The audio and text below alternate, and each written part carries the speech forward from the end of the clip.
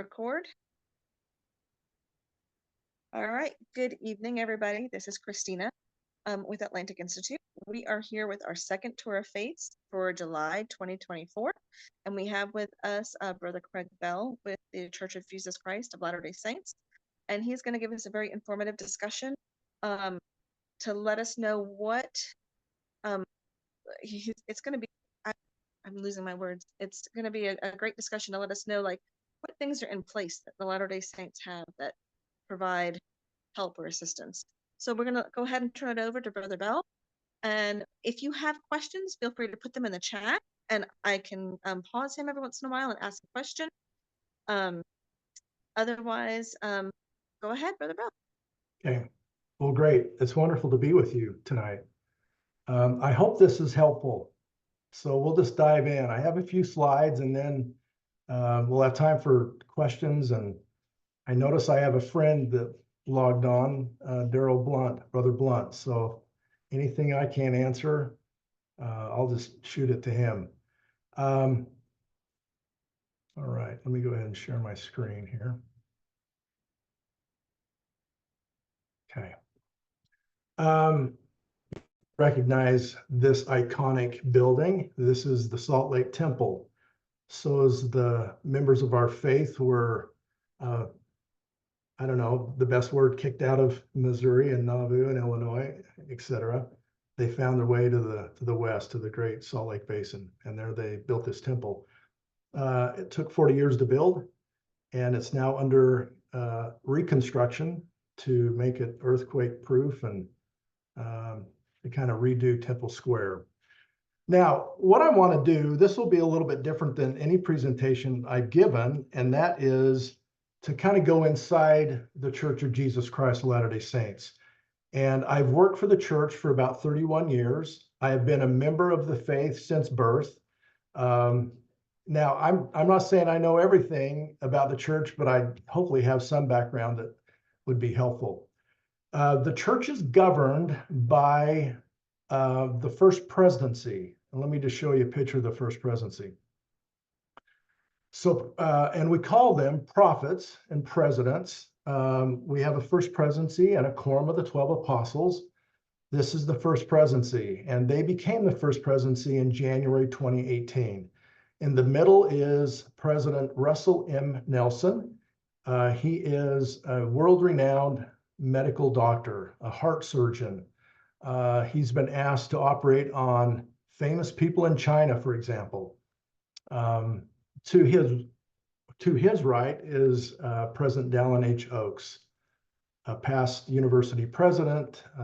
He was the dean of the law school at University of Chicago, and he was on the Utah State Supreme Court before his call. Now, these brethren are not paid for this position. They don't run or vie for these positions. We believe that they're called of God, and they give up, they sacrifice whatever career that they have to serve full time. On President Nelson's left is President Henry B. Eyring.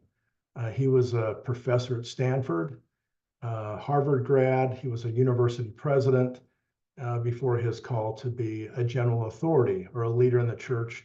And over time, he was asked and called to be a member of the first presidency. But fairly unique. I think the average age of the first presidency is like 95. But for the most part, they are healthy. President Nelson is 99 years old. He's about 50 days away from being 100. So he will be the oldest president of the church ever. So that's the first presidency. And they are the governing council of the church. Now, this represents, like I said, the governing council of the church. Underneath them is the presiding bishopric. I'll focus primarily on the presiding bishopric because that is where the humanitarian efforts of the church, that's where the resources are at underneath the direction of the presiding bishopric. Now, we do have a quorum of the 12 apostles. I think I have a slide down the road a little bit where you'll see a picture of them. But we believe that the New Testament church has been restored, that the foundation of our faith is based upon prophets and apostles. Now, these are all full-time general authorities, leaders of the church. This is not something they, here again, vied for or hope to get. We believe that they were called of God to serve in these positions. Now, the presiding bishopric, like I said, oversees all the humanitarian efforts of the church. Now, one thing that I want to highlight tonight that to me is just amazing, and that is this is the General Relief Society presidency. And in the center, you have, and we call them President Camille Johnson. And then we have Sister Dennis to her right and Sister Yee to her left. Here again, they didn't try to get promoted or apply for this position. Through President Nelson, they were called, and it's pretty much full time. And they're not doing this for fame and fortune. And this Relief Society presidency, they are involved in so much when it comes to global humanitarian efforts. They travel the world. In fact, we'll talk a little bit more about that. Anyway, so it's amazing what they do. Now, the church is governed by councils and committees. And so I want to show you the committee that oversees most of the humanitarian efforts for the church. Now, so you'll notice in this picture, this is the Executive Committee of Welfare and Self-Reliance. You'll notice at the end of the table is the presiding bishopric, Bishop Kosei, Bishop Waddell to his right, and Bishop Budge to his left. And then next to Bishop Budge, you'll notice Sister Johnson, Sister Dennis, and Sister Yee. They are the General Relief Society presidency. The Relief Society of the church began in 1842. There was only a few members at the time in Nauvoo, Illinois. One of the interesting things, I was doing a little research the other night, and I found out that one of my relatives, Mary Judd, from Wilkesboro, North Carolina, was one of the, not the original member of the Relief Society, but like within the first year, she was a member of the society back in like 1842, 43. It has an amazing history. There are over 7 million sisters, women, who are part of this Global Relief Society organization. I'm not sure, but I think that may make it one of the largest women's organizations on the planet.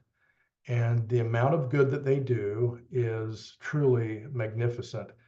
Now, here again, so a little bit more on the inside of the LDS Church. These are general authorities, and these are area presidencies. And so we have the first presidency, and then we have area presidencies. The church is divided into 23 areas throughout the world. And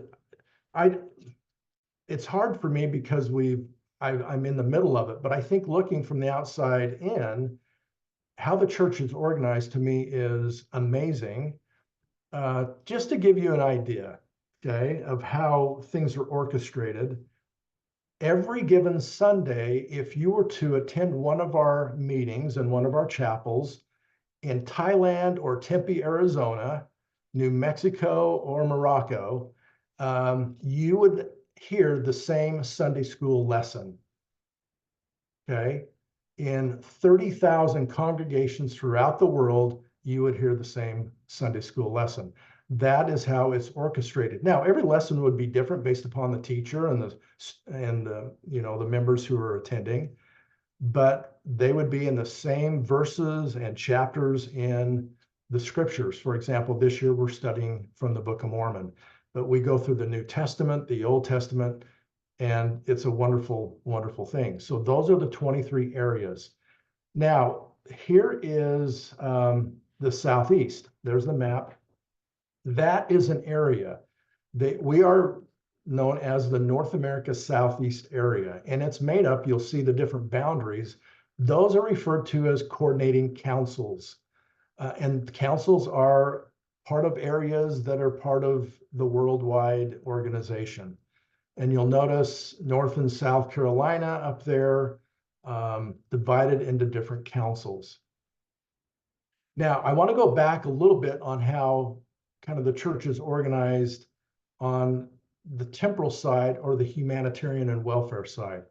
You'll notice at the top is the First Presidency. To the right of them, you'll see a picture of the Quorum of the 12 Apostles. All of these brethren are, their backgrounds are varied, but they have a lot of experience in so many different areas, from business to medical to education, attorneys. Anyway, just some amazing backgrounds.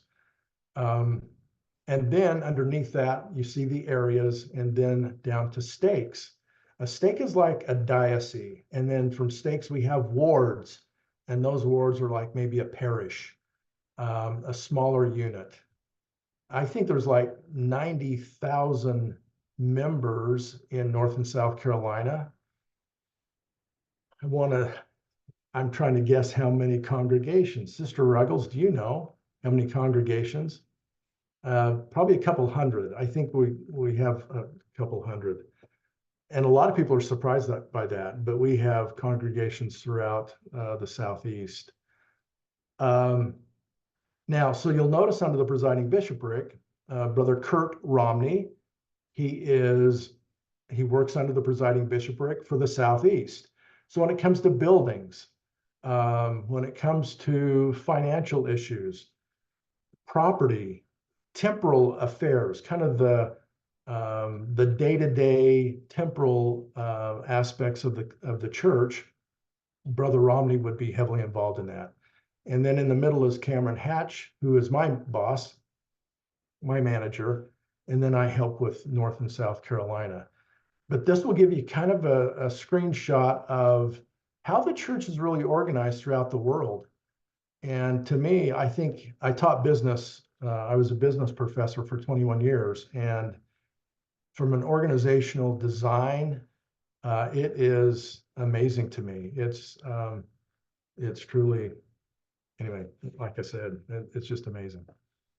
Now, I want to go to kind of the purpose of why we do what we do. We teach that there is a covenant path, that there's ordinances that members of our faith can prepare themselves to receive at church and also in temples. And maybe, I'm sure you've probably been aware of open houses and things like that. And ceremonies. For example, couples are sealed or married for time and all eternity. But people need to prepare for that spiritually. And we're really trying to help people prepare. It's something that they want in their life. And so the tools and the resources under the presiding bishopric, the temporal side, is involved with removing obstacles along that path. So I'll give you some examples, okay? So educational programs, we have something called BYU Pathway. People throughout the world in over 190 countries can access higher education through BYU Pathway worldwide. We have an addiction recovery program where thousands of people are involved in that on a weekly basis. We have an educational service, an employment service. We have Welfare and Self-Reliance that Brother Blunt and myself are part of. So there's a lot of resources that we provide to help people remove obstacles as they strive to become really more like Jesus Christ in their life and receive ordinances and make covenants. But that's really what we're trying to do. I love the stories in the New Testament about lifting. And I envision Peter over on where the Savior's at, observing Jesus as he would go around healing and lifting others. And then in Acts chapter 2 and 3, it talks about Peter and John at the temple and this invalids from birth asking for alms, and where Peter says, "Gold and silver hath I none, but in the name of Jesus of Nazareth, rise up and walk." I love that story because to me, that really symbolizes what our role is when it comes to welfare and self-reliance and humanitarian effort. We are here to lift our brothers and sisters, to lift and bless God's children. Now, this all began, well, in earnest. Like I said, the Relief Society has been around for over 200 years, almost 200. Back in 1985, there was a famine in Ethiopia. And in January of 1985, our church leaders asked members of our faith to fast, to go without food for 2 meals, and to donate that money to a humanitarian effort to help people in Ethiopia. On that one day, and it's amazing to me that if everyone does a little bit, what amazing things can happen. And so the church membership at that time, we fasted, and people were asked to donate if they wanted to, completely up to them, to this humanitarian aid fund. That day alone, $6.4 million was raised to help people in Ethiopia.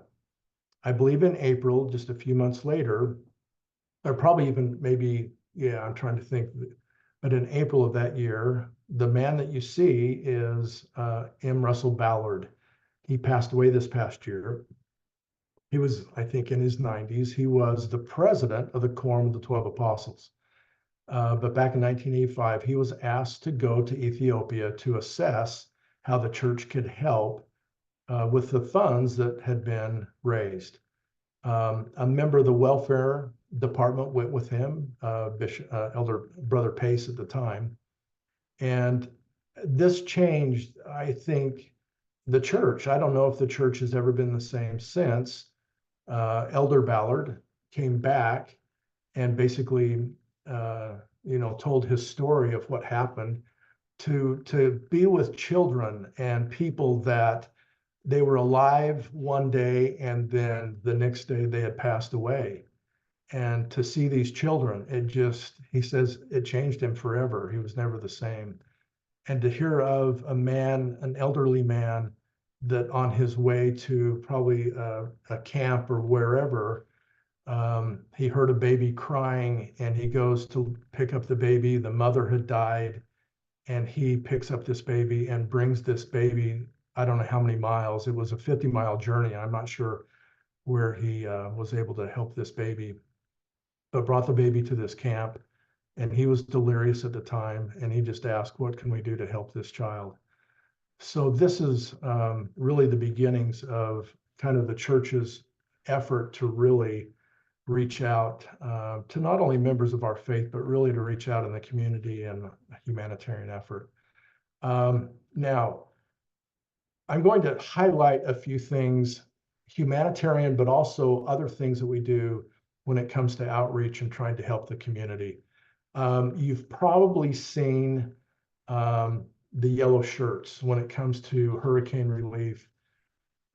This is one thing that, because of the organization of stakes and wards and areas and councils, we are able to mobilize in a very short amount of time. It is not unheard of to have a hurricane hit like on a Wednesday, and by Friday, 2 days later, we could literally have hundreds, if not thousands of people ready to go into a Florida, Louisiana, wherever it might be, and to start helping clean up that area and to help people recover from what they're dealing with.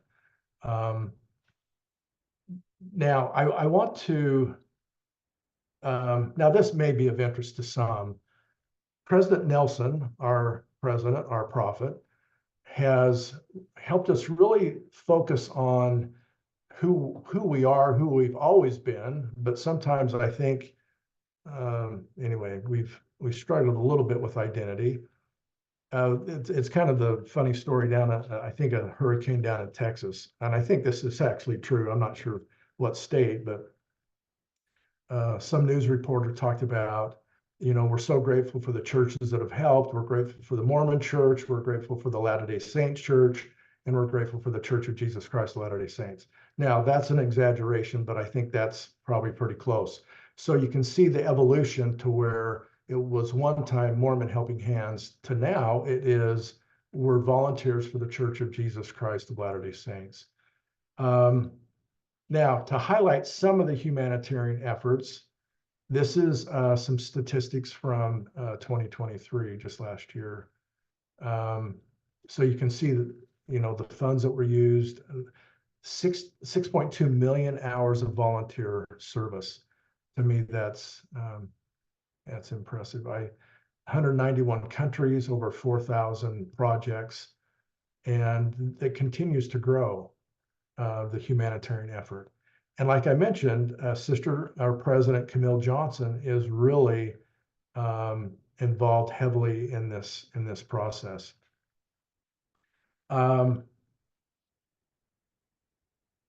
This was down in Hurricane Idalia just last year, down in Collier County in Florida.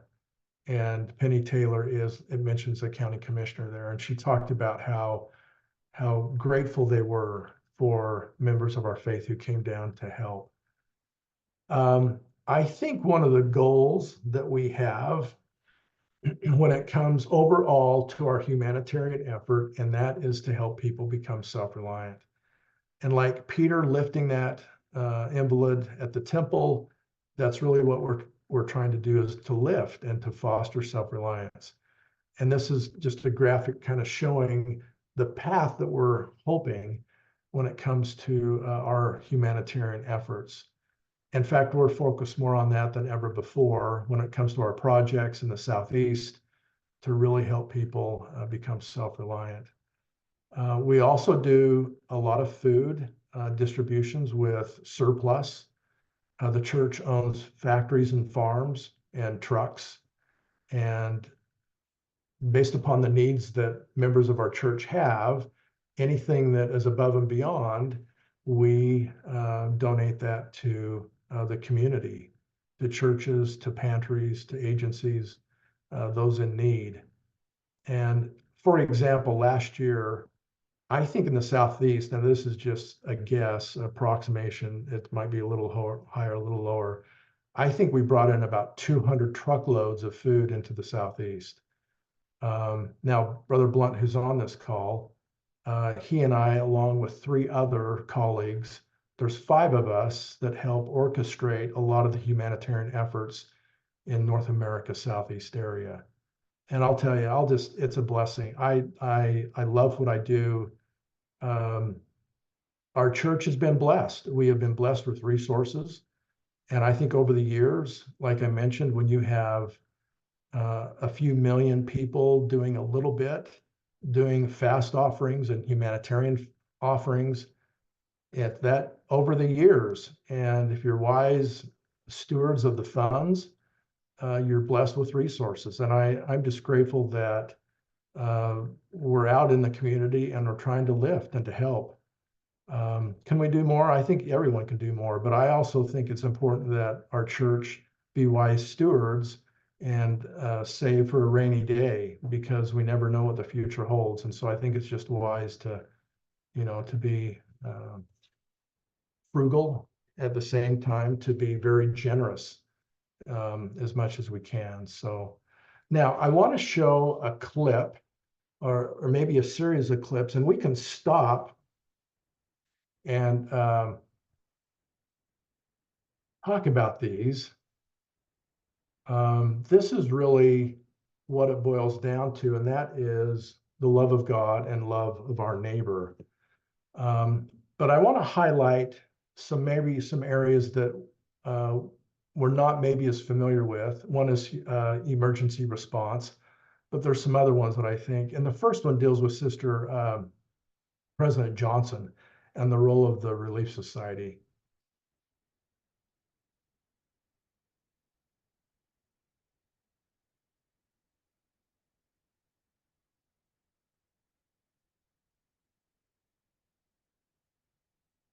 Need sisters like you that are willing to just roll up their sleeves and make this happen. During a 10-day ministry that took them to 3 of the country's main islands in meetings with civic leaders and humanitarian outreach. They are a beautiful example of optimism that we find in our Savior Jesus Christ. In the cities of Manila and Rojas, the leaders participated in nutritional screenings. The church recently announced global efforts to improve the health of mothers and their children. It's an initiative led by the Relief Society's General Presidency. International Women's Day, where she highlighted the importance of supporting women's rights and religious freedom together. But yeah, I wanted to highlight the Relief Society because they do so much and they're so involved in humanitarian efforts throughout the world. Let me stop for a little bit and just questions that you have up to this point. There's about 3 other little areas, but let's just take a minute. And any questions about the Relief Society, for example, or how the church is organized? I just want to say, I think I love that it looks like you help everybody, that there's a help toward everybody. Yeah, and we really have no, God is not a respecter of persons, and black, white, bond free, male, female, doesn't matter the country. I think Right. some people have said, well, the Church of Jesus Christ of Latter-day Saints is not very diverse. We are probably the most diverse church on the planet. We have people, like I said, in over 180 countries throughout the world. I don't know how many languages are spoken in our church, but very diverse. Now, I think some congregations, if you take congregation by congregation, we probably could have more diversity, which would be wonderful. But yeah, thank you. We do. I think we reach out to a wide range of people. Yeah. Right. Those in To need. help everybody. Yeah. Yeah. And that I know is a massive undertaking, and it does take the organization of the way that you guys have everything organized so that it's not everybody fend for themselves Yeah. Yeah. type of thing. So having that organization is paramount. And Yeah. having the forethought, I think, to have created that hundreds of years ago even Yes. is a great Yes. thing. Yeah. Yeah. I don't think, I don't think we could carry out what we do if you're not organized. Yeah. I Right. think it's a good point. Yeah, for sure. And we can come back to whatever questions. The Light the World. Now, as a business professor, when this came out, I thought that is the most brilliant marketing campaign I have ever heard of. This to me is just brilliant. To have vending machines where you put money in to give something to somebody else. To me, it's like I said. So let me just show you a little clip. This is from the giving machines in Times Square. 2, 1. It's the iconic setting like nowhere else to the countdown of a new year, Times Square. You do that one? Okay. It's also the location of the 2023 global release of the Light the World giving machines. So, for a half hour on Monday, November 27th, fitting for the eve of Giving Tuesday, the lights on Times Square shined like never before. So seeing in Times Square not only the story of the Nativity, but the beauty that unfolds at the beginning of this season, I never would have imagined in my lifetime that I'd ever be able to see it here. New York City was one of 61 locations around the world with giving machines this past Christmas season. 43 in the United States and 18 internationally. That's more than double last year. At the morning kickoff event, representatives of the 9 national and global charity partners were on hand. Lighting the world is needed now more than ever. Pretty remarkable how the church partners with many of these foundations. 100% of everything that comes in terms of contributions goes to these charitable organizations. The church absorbs all the costs, all the infrastructure. That is very cool. Oh, I think That's it's just brilliant. I don't know who thought that one up, but and it continues to grow. I mean, with over 60 locations. Charlotte's one of them. I think Atlanta, I'm sure there's probably a lot throughout the Southeast. And it will continue to grow. And I just think it's what a wonderful thing. Here again, involving the community, encouraging them, inviting them to give, and to help people throughout the world. You know, to buy a goat, to buy some sheep.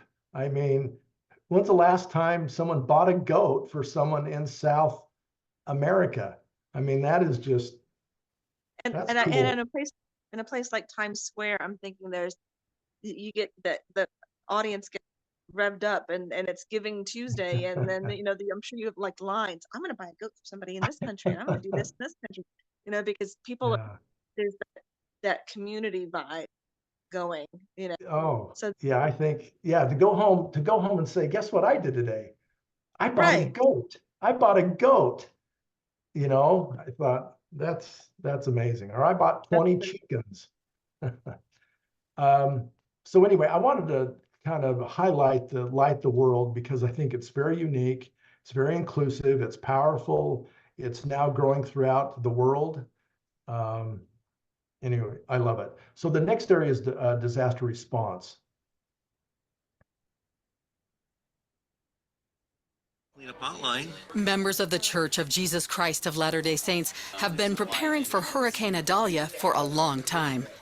All year long, we're training the stakes. We're in command centers. We're training them to prepare for storms. And after the hurricane subsided, they were ready. More than 1,000 church volunteers came to help Florida residents hit hard by the Category 3 storm. The water came through the home and basically destroyed everything inside of the home. The group removed waterlogged furniture, mucked out mud and debris from the home, and cut down a tree that had fallen on the roof. Yesterday, we had no idea how we were going to do this by ourselves, This is just a blessing beyond imagination. And in Fanning Springs, Jimmy Perriman and a group of missionaries worked to remove this tree, blocking a family from leaving their property. The way that you show people you love them is through helping. I really like doing service like this. It's all for Jesus Christ and for your neighbor, the two great commandments. So we are getting geared up for what could be one of the busiest hurricane season in history. The oceans are warm. We've already had a Category 5 hurricane that went through Central America and Mexico. The forecast from Colorado State has just increased. So there'll be a lot of opportunities, I believe, this year to serve. And so a lot of preparation. I know the state that I'm with, the congregation that I'm involved with, we're in the process of preparing. So there's a lot of preparation that goes into this. This last clip is, I think, more of a recognition of the church, but also of our president and our prophet, Russell M. Nelson. He was honored by Morehouse College down in Atlanta, Georgia. And he received the Mandela King. Who am I missing? Gandhi. Gandhi, that's right. Thank you, Daryl. And it was an amazing event. In fact, Daryl was right in the middle of that one. But I want to show this just because I think President Nelson, like no one else, is really reaching out to everyone. He's so inclusive to bless lives regardless of their background.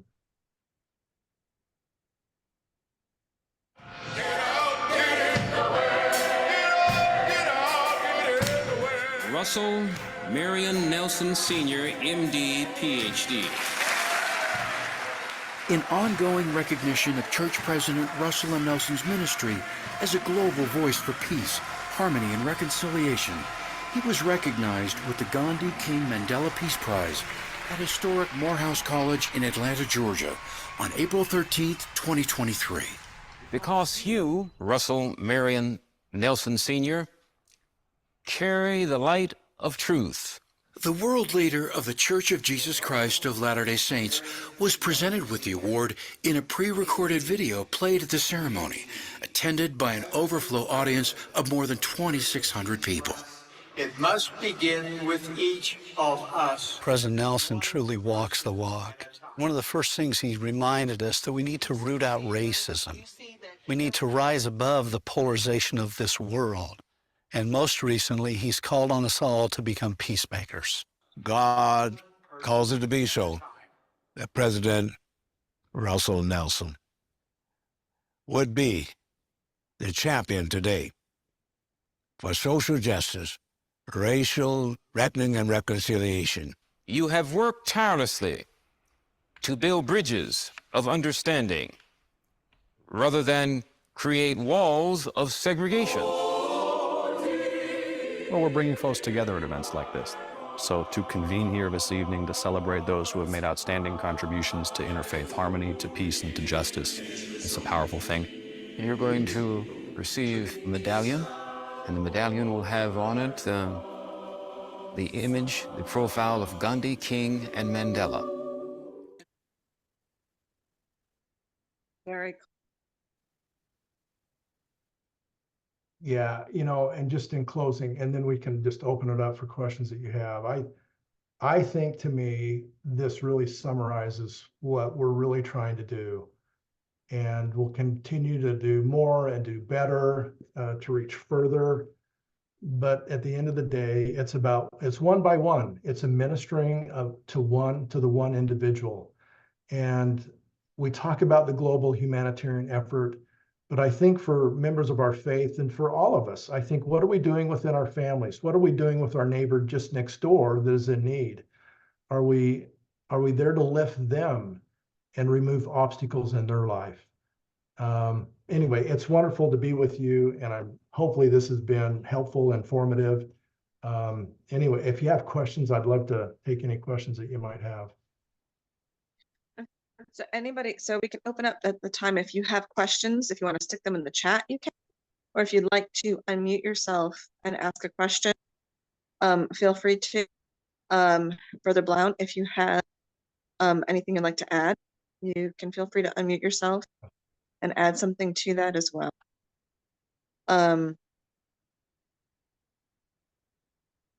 Thank you so very much for such an informative discussion. I was very interested to hear how all the different ways that you guys provided relief effort. So I thoroughly enjoyed that.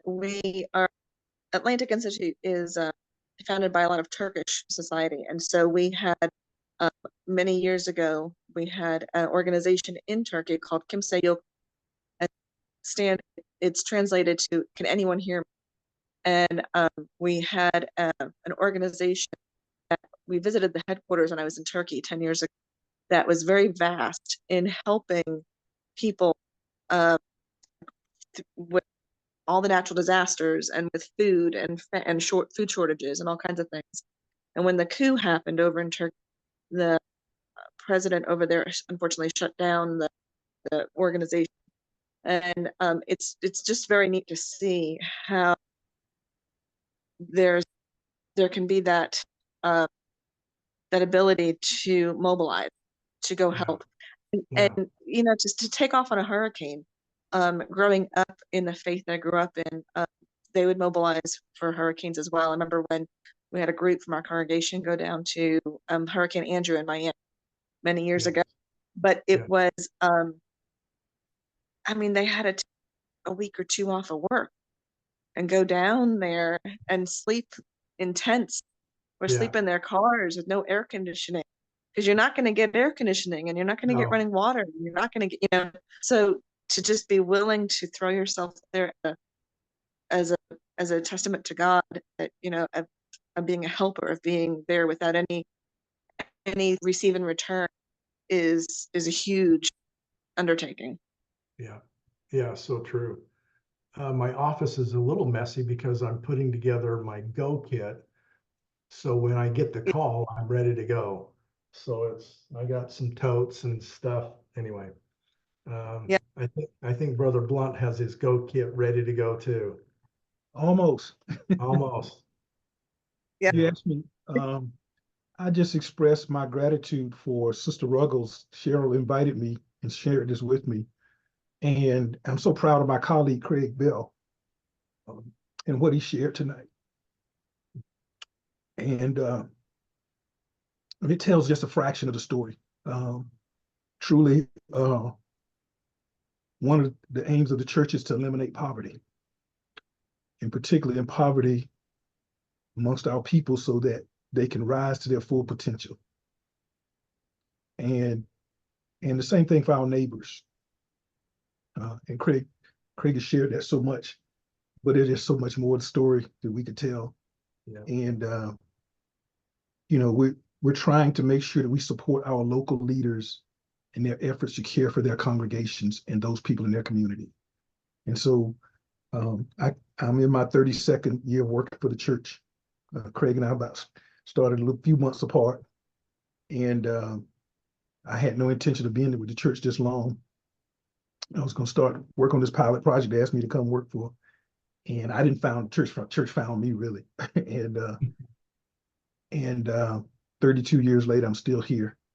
And I think if anything says about, you know, I came from a corporate background with IBM and Hewlett Packard and Prudential Insurance Company, and I was going to get rich, started my own business, and I have gotten rich, and not so much in money, even though I'm not doing bad, but in the experience and what has happened in my life, I would not trade for anything.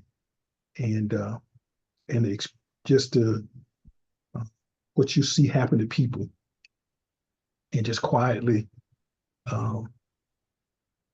experiencing those blessings as you see people's lives lifted, things change, and because somebody cared about them.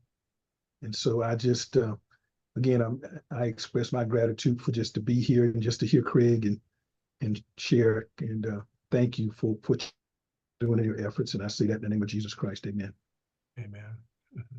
Amen. Thank you. I wanted to share. Can you hear me okay? We've got a fan going. Okay.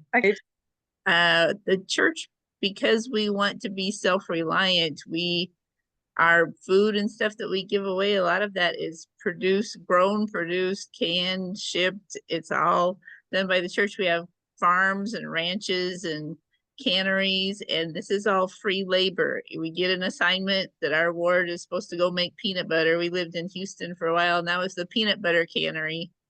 So we bring in the peanuts from, I don't know where the peanut farm was, but we would make peanut butter at 2 a.m. because that was when people were off work. And that peanut butter would get shipped all over the world. But that was our assignment, is to make the peanut butter.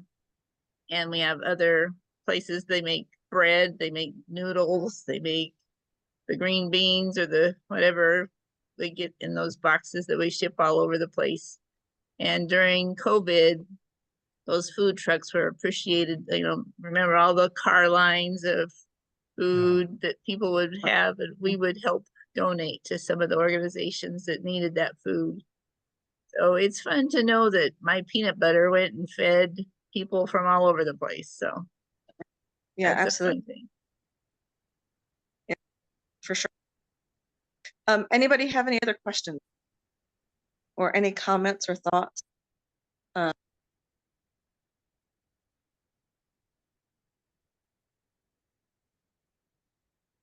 I figured I would just ask Karen, Ann, Susan, Shinley, Lucy, Saida. I figured I'd just see if anybody, Susan Johnson said, thank you, may we all join together and be global peacemakers. You do know, Brother Bell, that our tagline is creating bridges of understanding. That's for Atlantic Institute. We're Atlantic Institute creating, well, right there it says creating a legacy of understanding. Yes, I saw that. Building bridges of understanding. Yeah. So I thought that was very cool. And I was thinking I probably should see if we can be one of the nonprofits in those. I see what's involved in becoming one of those nonprofits in the box. I was like, ooh, that might be kind of interesting. I wonder what that could be like. Oh, in Light the World, or yeah. Yeah, okay. yeah. Like, oh, I want to see what that would entail. Yeah. Talk to Cheryl Ruggles. Right. Yeah. So I do want to say thank you very much. I appreciate it. Cheryl, thank you so very much too. We've always, for the past couple of years, we've always hosted LDS Faith on our Tour of Faith.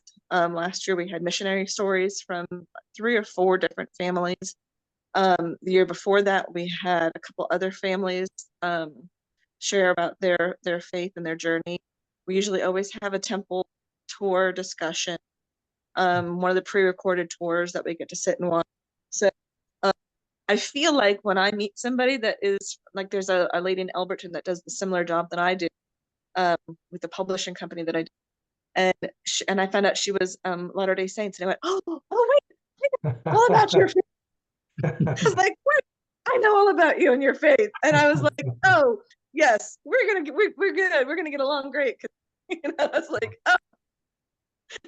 I was like, we need to go to Utah. I was like, we need to go and do that journey. So there was a missionary group that they were out and they did the journey where they did walk, and and I was like, we need to go do that. And she's looking at me. Yes. How do you know about all this? That's awesome.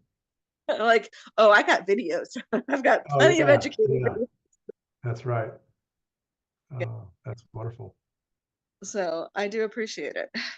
You bet. All right. Any other questions? Otherwise, I'm going to go ahead and stop recording and let everybody get going for the night, because over here it is almost 8 p.m.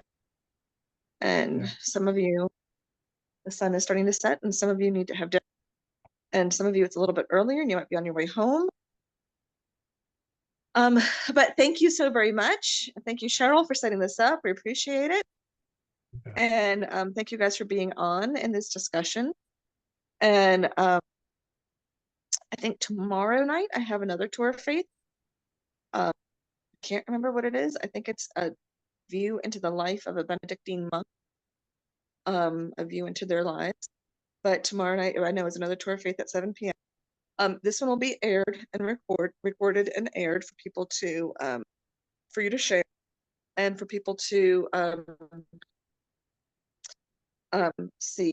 Let's hit stop recording.